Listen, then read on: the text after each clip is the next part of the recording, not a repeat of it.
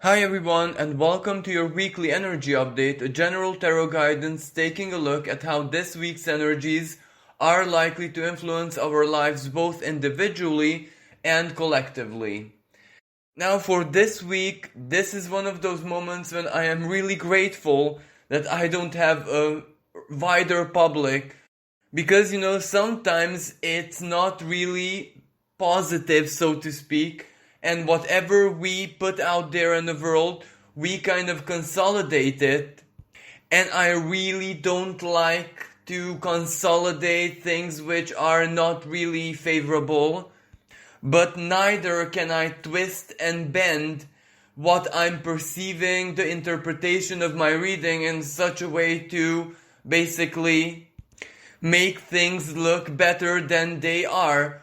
Well, I'm not saying that the big picture where this is going is not something truly positive and beneficial for everyone, but the way there, the immediate manifestation might not be very comfortable or easy. So let me just take a few moments to explain what exactly I'm picking up, what the guides are showing me. Well, first of all, we have to be aware that we are in a period between eclipses. We had the Sagittarius total lunar eclipse on May the 26th, and now we are going to have the solar eclipse on the 10th of June. And as we get closer to the moment of the solar eclipse, well, that is a time when the energies of these two eclipses mix together and become really, really dominant from a karmic perspective. When there ever was, let's say, an opening, when the divine will, when the power which is usually and normally beyond the will is more present than ever in our world, even physically speaking, well, that time is now. And that divine power, it is extremely reactive. So basically, it will react to what it finds here in physical reality, but that also represents our emotional energies, that also represents our thoughts, our frequencies. And there's a side to this, the Gemini energy, the duality, which has so much to do with our human identities, the way we experience life and reality, and everything which has to do with it as a human being. So the light of our human consciousness, but the lunar eclipse was all about the soul and what our soul perceives, what our soul basically alchemizes. That is a totally different layer, one which most of the time is hidden because it's below the surface. The moon is the symbol of the soul, and it is basically a key factor to any eclipse, solar or lunar.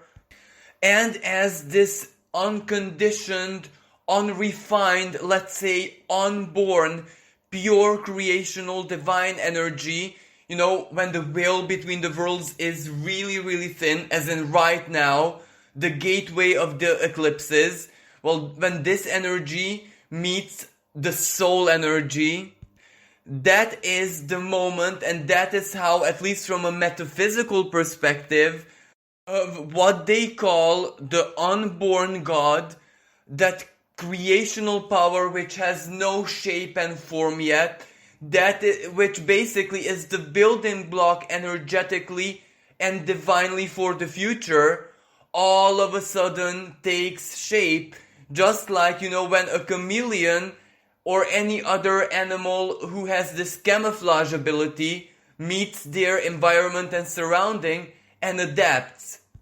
And this is exactly why a solar eclipse or a new moon is really based on our seeds of intention, what we want, we desire, what we want to accomplish, etc.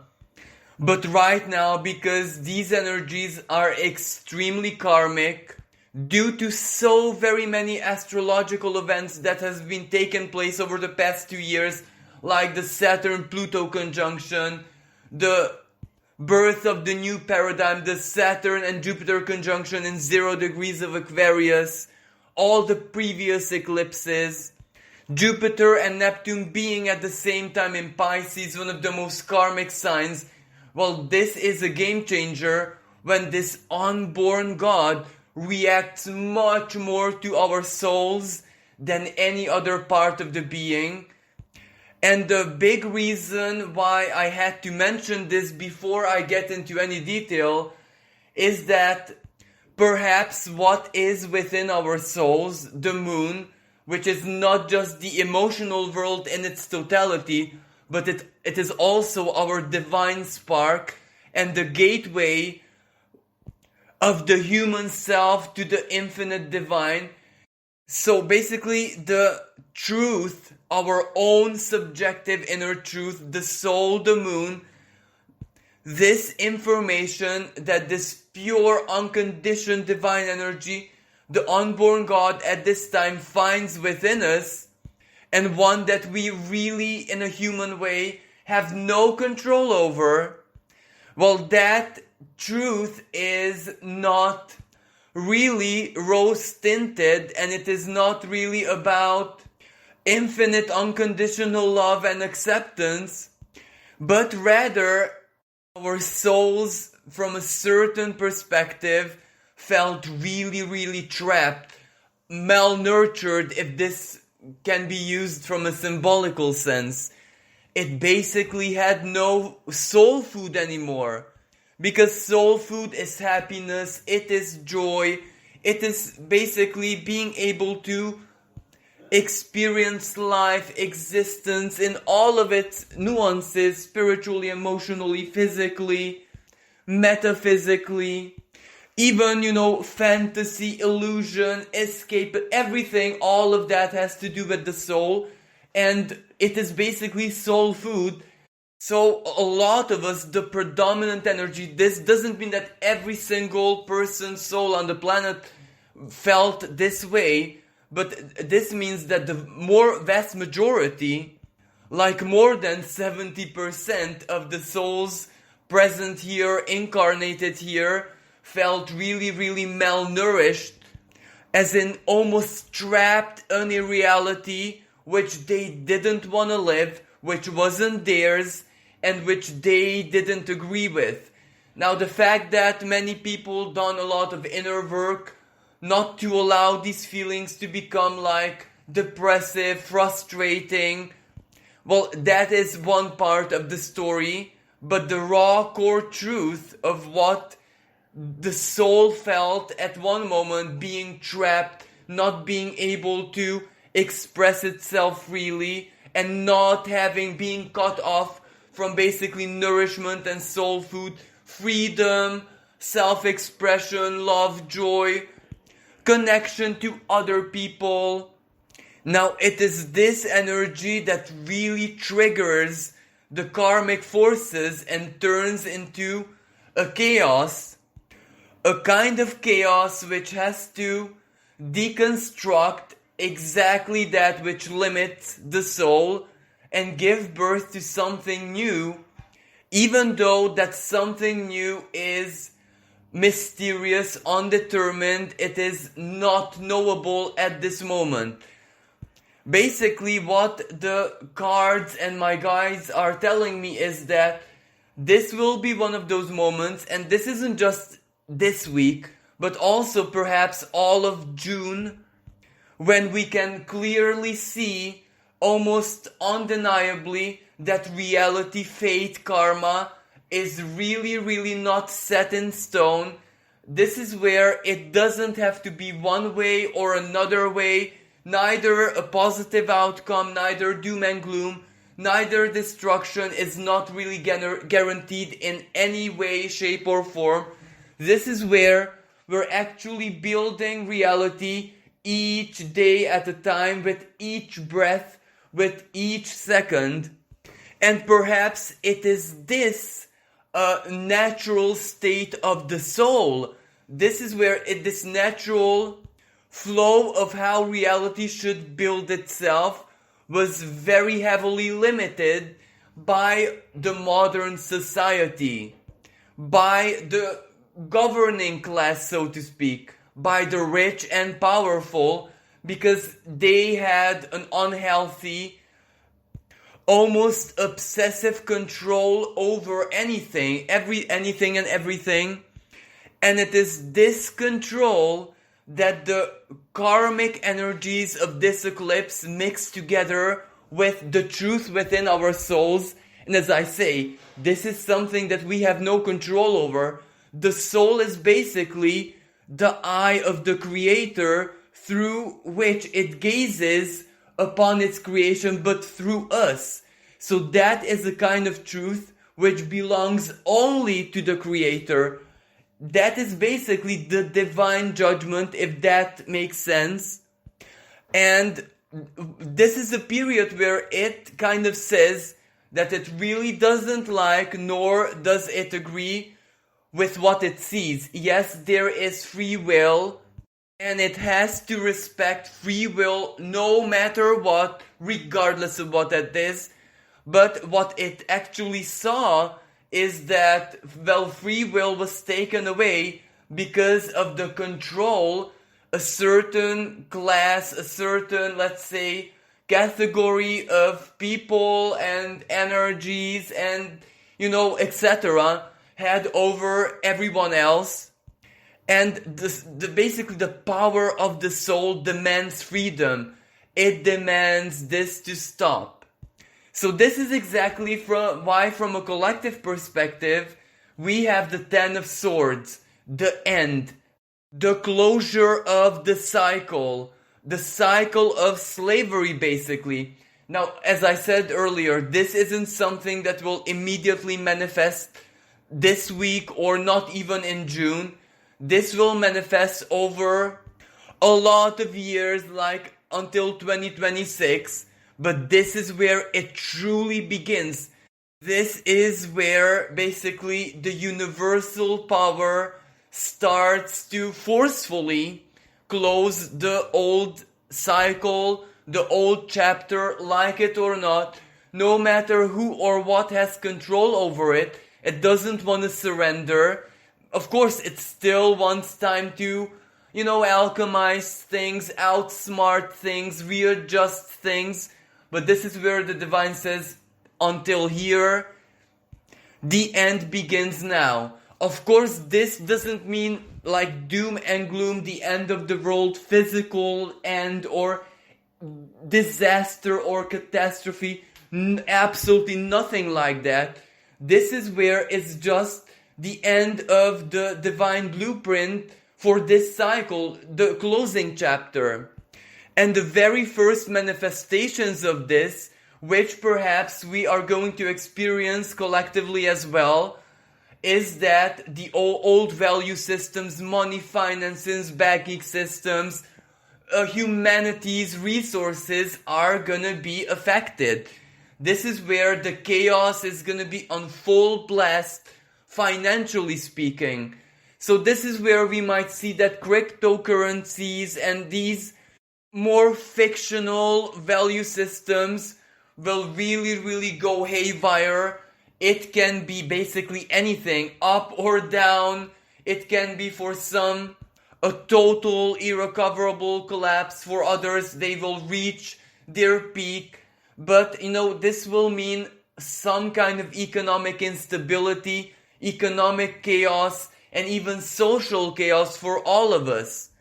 And this will really, really highlight the duality that the world is experiencing right now. For example, for some people, this is a really prosperous period where they had more than they could ever have, and their resources just come flowing into their lives, while other people are near starvation. For other people, all their hopes, dreams, and futures have been shattered in a millisecond, and there is no light at the end of the tunnel for them, at least right now, from a rational and logical perspective, because no one is helping them, and helping them or advantaging them in some way is crystal clear by now that it's not in the future plan.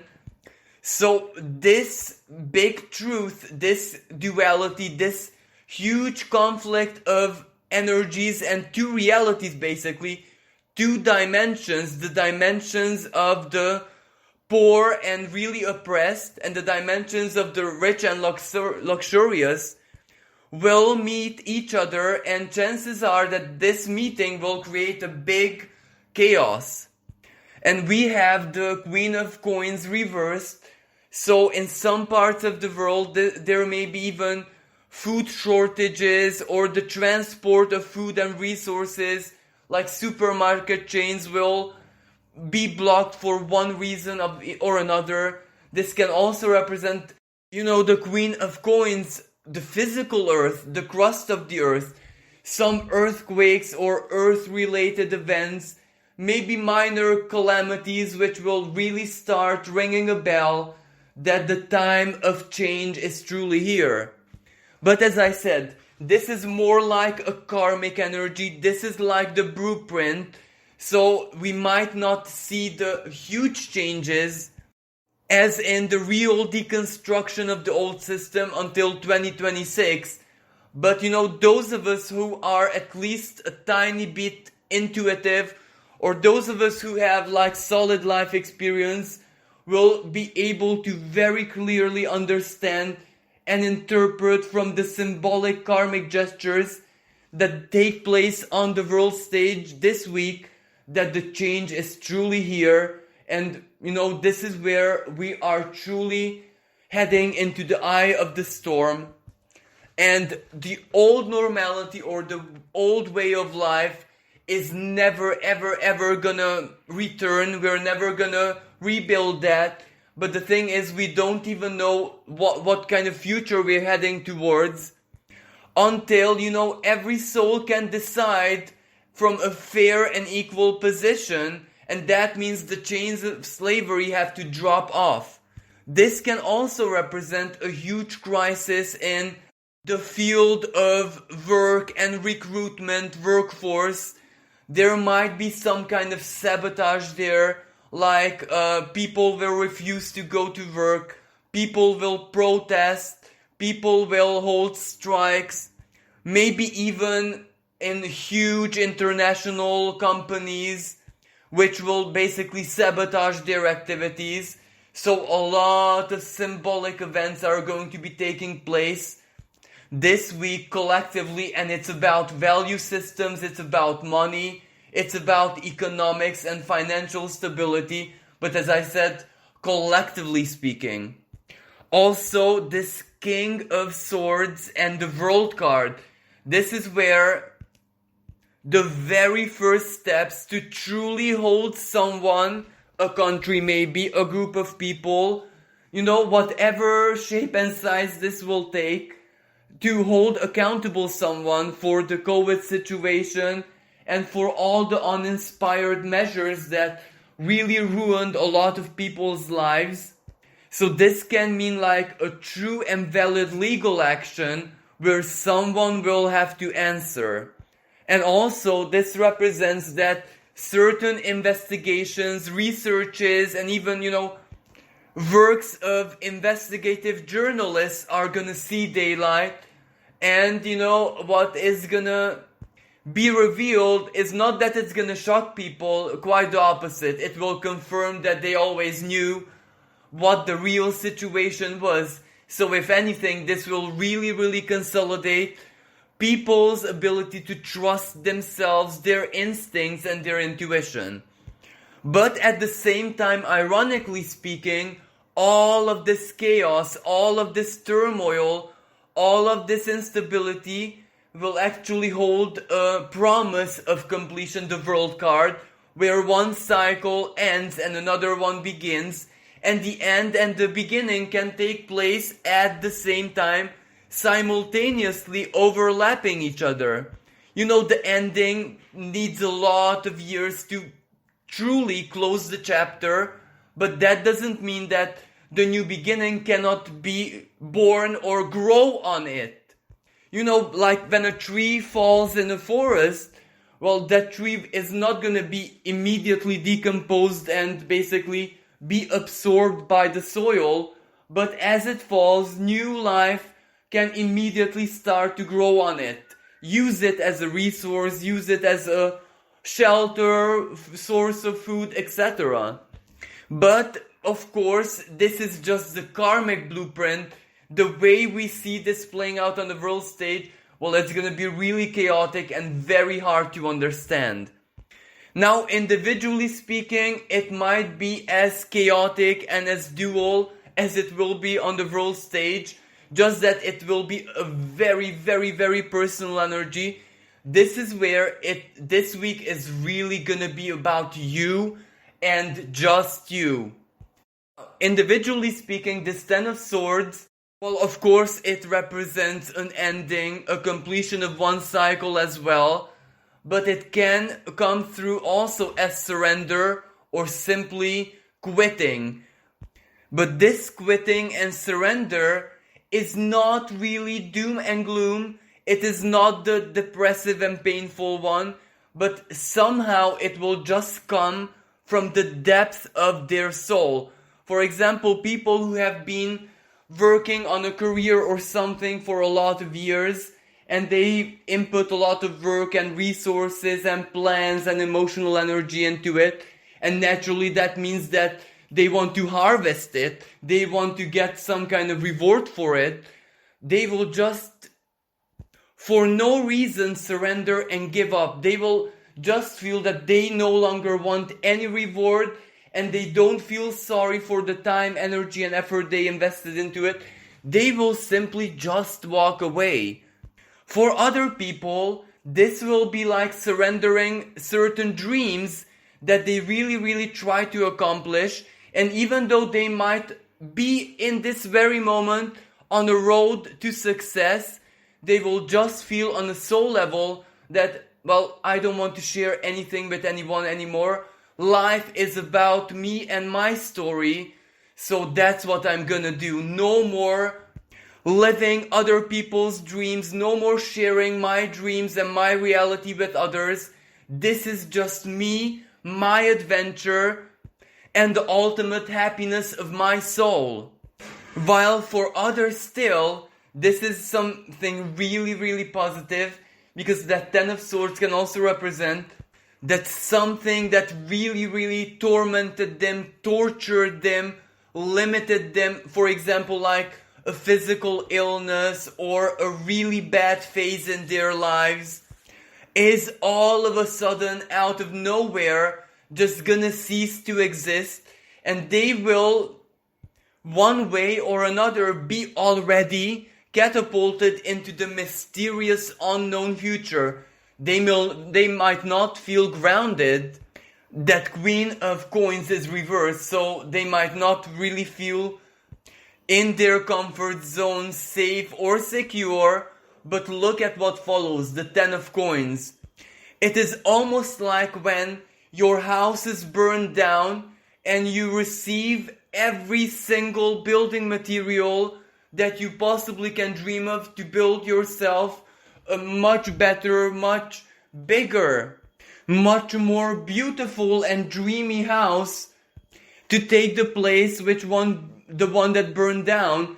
So, it's a little bit bittersweet because you're still, kind of homeless because your house burned down, but you have all this resource and abundance instantly in your life, let's say due to charitable organization or compensation or whatever that is, to do something way better than you had before, and ultimately it comes in as a very easy energy. Or let me just give you another analogy. Let's say that someone decided to build, let's say, like a new life for themselves, but they had to cross the desert, so it was really risky, and they knew it and they assumed it. And they started on their adventure, on their journey, and they reached a moment when, even though they're very close to the other side of the desert, they reached like the limits of their tolerance, the limits of their strength.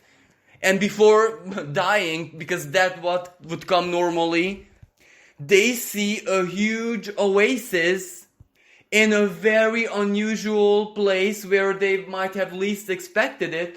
And naturally they get to the oasis and it saves them. There is so much water and fruit and everything that they need to survive there. And all of a sudden they give up their dream and decide, well, this oasis is actually what I was looking for. I don't even want to cross the desert anymore, because ultimately that desert will guarantee that I'll be safe forever. Where maybe at the other side there is a jungle full of prosperity, resources, everything that one could dream of, but also danger, also predators, also deadly creatures. But of course, for others still, this comes as a divine reward, because for some people, this Ten of Swords moment, surrender, giving up, perhaps just giving everything that they wanted to accomplish, surrendering it over to the divine will, and this already took place. And this is where the divine answers their soul's calling, and they get the world card, the world energy, completion with the Ten of Coins. Something much more bountiful, prosperous, joyous than they could have ever asked for. But there is one thing that everyone has in common, and that is, it's really, really about them, their souls, their life stories, their adventures through life, and really not about anyone else. This is something like strictly personal, where it is just you and the divine and no one else. And at the same time, something which was always part of your life, something which was stable, something which might have given you extra sense of security, this Queen of Coins.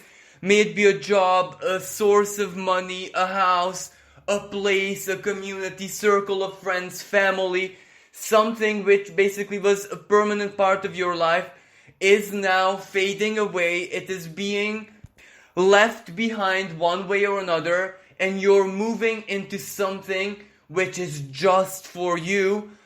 The fulfillment of either a divine promise or a desire of yours, but one which the universe took and just custom made for you, so only you can receive it, only you can enjoy it, only you can understand what the divine has done for you personally.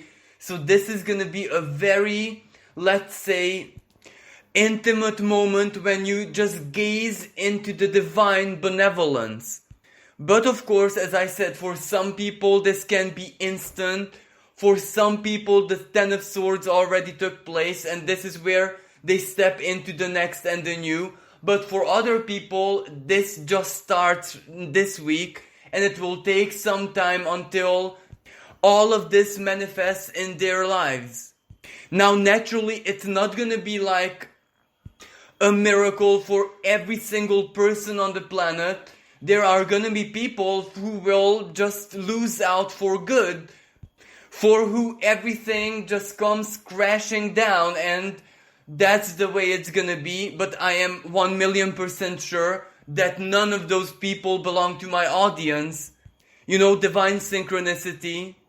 So for everyone listening to this prediction, it's the world card that they're heading towards, and not really total loss or ruin.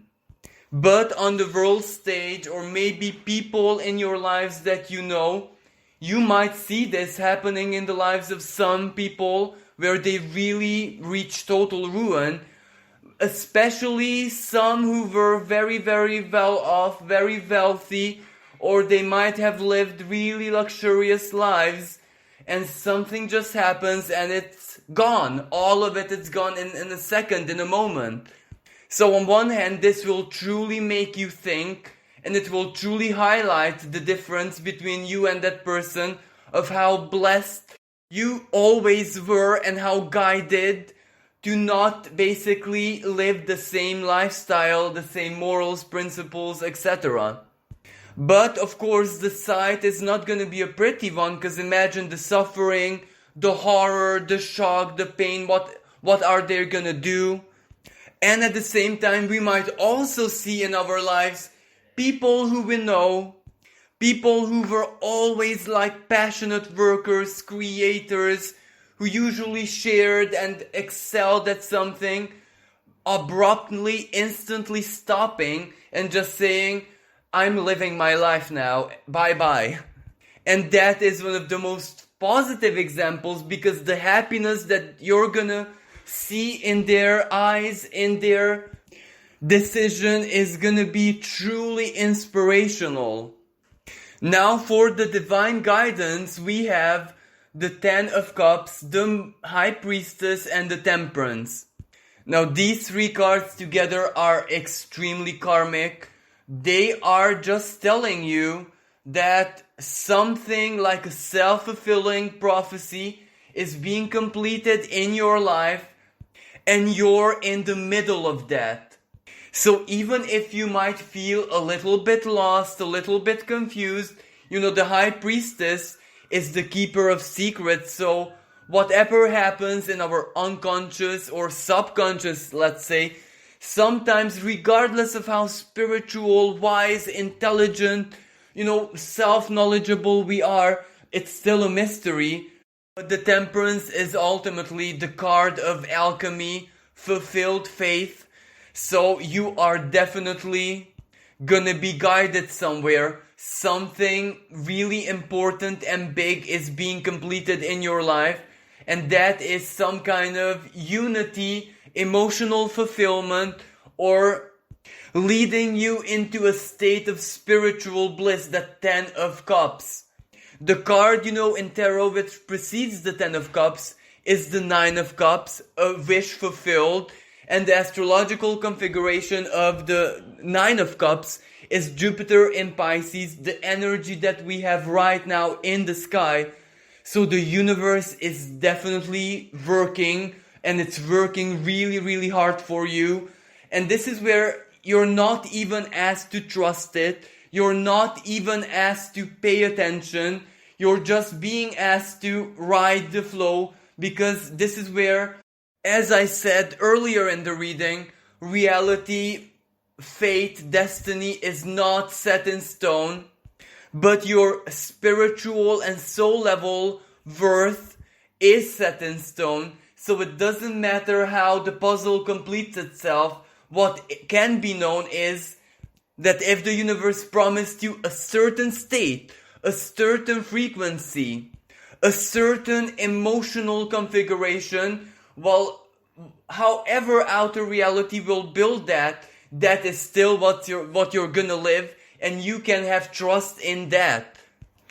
And now we have the section, what the universe advises us to be careful with. Well, we have the Tower reversed, the Chariot reversed, and the Fool. This basically says the same thing as the divine guidance. The Tower reversed. We might not really be able to comprehend logically and rationally what is going on in our lives. There might be a lot of chaos around us and maybe even within us. We might also feel, the Chariot reversed, that all of our options are frozen, gone. We don't know where we're heading towards. We might be on a surfboard where we're just riding the wave, but it's totally not under our control. We're at the mercy of the waters, let's speak. The Chariot is the symbol of Pisces, so Jupiter and Neptune in Pisces. That is the divine will. Yet look at this Fool. Regardless of how we react to this chaos, instability, or blockages, or total blindness, something inside of us, especially the inner child, is excited, or it is in a state of anticipation. It is ready for something, so we kind of know that something is being prepared despite the appearances, despite the chaos, despite the great instability that is within us and also inside of us. And there is one more thing that the divine source would like us to know through this Fool card. Well, it doesn't matter what happens in your life in the immediate future, regardless if it's like a massive blockage where you just feel like there's a huge boulder on your back and you cannot take even a tiny step forward, or if it's like total chaos, total instability, mixed messages from everyone, everything, even yourself, just take a photo album, if this makes sense, and look at one of your baby pictures for a couple of seconds or as long as you're comfortable, and look in your own eyes, look in the eyes of the baby who you were. Because that baby is the true you, that is the raw, wild, unconditioned, and divine part of your being. And basically your destiny was written in the eyes of that baby. So if you stare that baby in the eye, it's almost like staring the divine itself in the eye. That will immediately create a bridge, a very powerful connection, and whatever you're feeling, may it be like despair, doom and gloom, or a huge frustration of why aren't things making sense or moving forward, that will give you such a massive relief, and it will basically feed your soul. Even for a moment, it will return you to that primal state of innocence, and that is profoundly healing, and you can find a lot of endurance, you can find a lot of spiritual comfort in that gesture. And basically, because as I said earlier, the destiny is written in the gaze, in the eye, in the light of the stare of the baby, you will just know that you're gonna be more than okay. And that you were never ever truly alone, not even 1 second in this life. Well, this concludes today's reading. I do hope that you enjoyed it and you found it useful. And I also hope that I didn't freak you out too much. Thank you for all the likes, shares, and beautiful comments. If you'd like to support my work, you can donate in the PayPal link in the description below. With this being said, I wish everyone a wonderful, magical, and truly life-changing, for the better of course, eclipse. May all your dreams come true. Thank you, until next time, bye for now.